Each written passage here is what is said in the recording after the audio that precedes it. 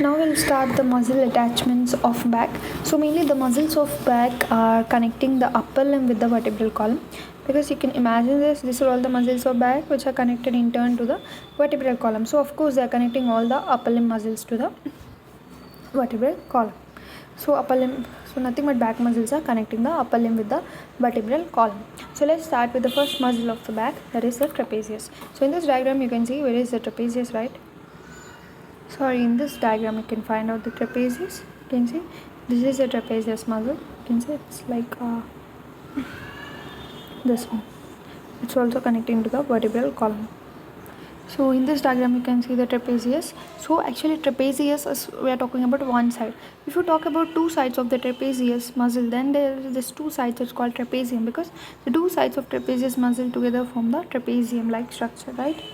So two sides is from trapezius, covers the upper half of the back. You can see like almost upper half of the back is covered by the trapezium muscle. So now let us understand its origin. So mainly trapezium is origin from the medial 1/3 of superior nuchal line. So if you see here you have the external occipital protuberance.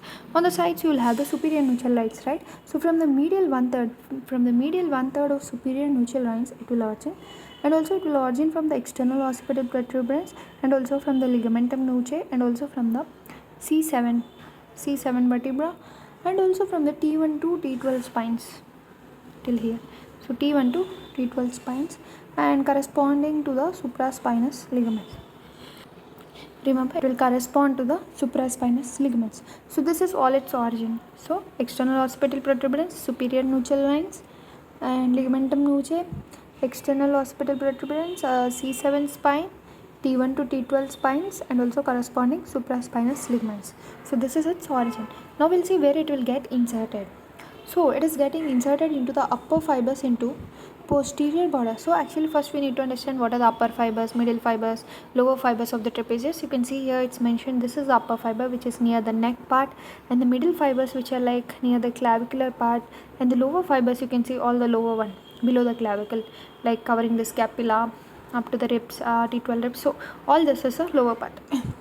So upper fibers mainly get inserted into the posterior border of lateral 1/3 of clavicle. So you can see this is the clavicle right here, right?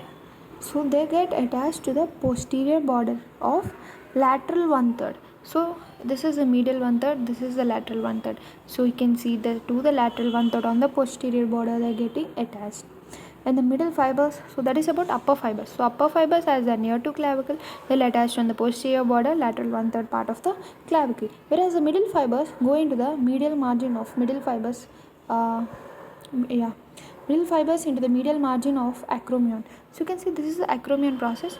So the middle fibers, as they are like near to the acromion, they go and insert into the medial margin of acromion. Medial margin, this is the lateral margin this side, the medial margin is towards front side. So towards the medial margin they'll go and attach, and upper lip of crest of spine of scapula, they also go and attach to the crest of spine of scapula have upper lip, lower lip, so they go and attach to the upper lip of crest of spine of scapula also, like that. So upper part to the posterior border of lateral 1/3 of clavicle, middle part to the median side of acromion, and also to the upper lip of crest of scapula, right, or crest of spine of scapula, right. Now coming to the lower part. Now it's interesting to know where the lower part will go and insert. The lower fibers are on the deltoid tubercle apex of triangular area at the medial end of spine with the bursa intervening. So lower fibers on the deltoid tubercle. So deltoid tubercle where there is apex of triangular area at medial end of spine. So they end at the medial end of spine, the deltoid tubercle, right, this lower fibers. At the medial end of spine is nothing but the medial end of spine of scapula, right? So this is the lateral end, this is the medial end of spine of scapula. You can see this is the medial end of spine of scapula.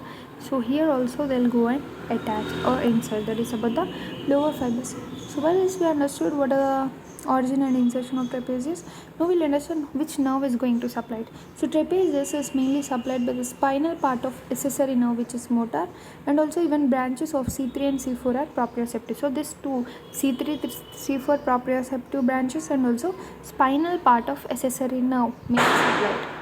Coming to the action, so we are understanding its origin, insertion, nerve supply, spinal accessory nerve, C3, C4, proprioception branches, all this. Okay, so why we are talking about this much? What is its main action? What it does to us? So the action is the upper fibers, mainly the upper fibers, act as the act with the levator scapulae and elevate the scapula as in shrugging.